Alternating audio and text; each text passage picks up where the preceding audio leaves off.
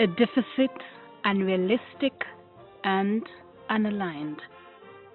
These are some of the descriptions some analysts have used to comment on the budget estimates of the 2017-2018 financial year that Finance Minister Matia Kasaija officially unveiled on Thursday. The budget is not reflecting the priorities that we set in the National Development Plan.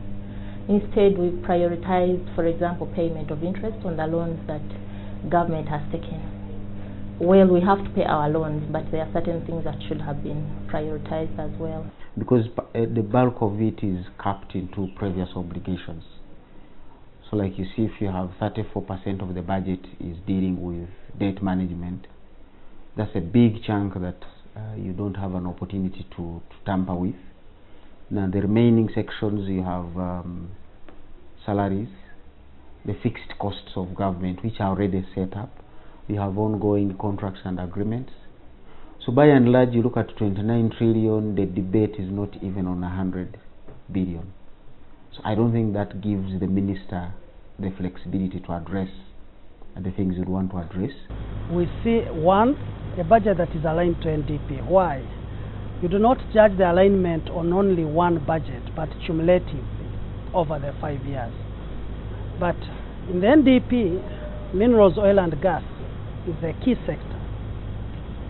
And you will see this budget has been swayed to make sure that we do investments in infrastructure in order to exploit the oil and gas. The analysts say the budget does not address the immediate and short-term needs of the country. Realistically, most of the industries are going to be agro-based.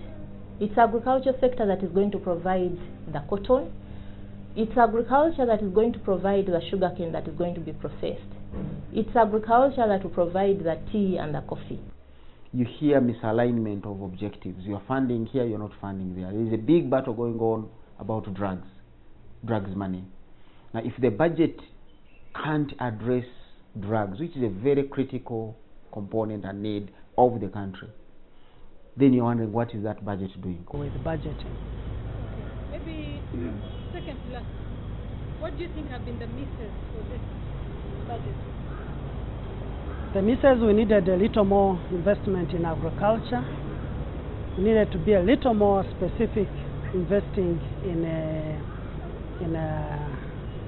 irrigation. For part of the last year and most of 2017, Uganda has seen an unprecedented long dry spell which sparked off a food crisis and a general rise in commodity prices across the country. Most Ugandans hoped that this year's budget would address the needs in agriculture, since it's the country's backbone, employing over 70% of the population. Of course, on a positive note, for an ordinary citizen, some people are going to benefit. I'll take an example, those in the furniture industry. There is going to be a tax waiver, so meaning that locally manufactured furniture will not attract any tax. For those who are importing, that is bad news for them. For instance, this financial year, government will spend 11.4 trillion shillings on the development budget. Most of this money will be going to roads, the standard gauge railway, or electricity generation. A leading economist, Dr. Fred Muhumuza, says these are ambitious projects that will drain the economy. Whereas infrastructure is a priority area in the second National Development Plan, Dr. Muhumuza says the budget is worthless if it can't address immediate issues. I wouldn't have minded if infrastructure was funded externally. That all the investments are coming from the World Bank. They are long-term, it's new money being added to the economy. But this has happened at the switch from the real growth drivers into those which facilitate the growth. And that is the problem with this budget, and which will continue to other budgets.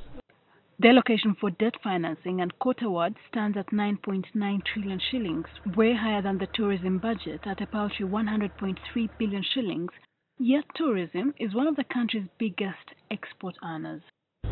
Of course, we need to invest more in tourism. I don't think the allocation are good enough. We need to invest more in agriculture. I think the allocation are not good enough. But we should also not forget that sometimes we invest in other sectors to support the same sectors. For instance, if we say we need water for production is allocated in the sector of water, but the impact is in the agriculture sector. government will be left with only over 100 billion shillings to finance sectors like tourism, agriculture, and other service areas, which economists say does not speak to the demands of the country at this point in time. Sharon Wuchiri, NTV.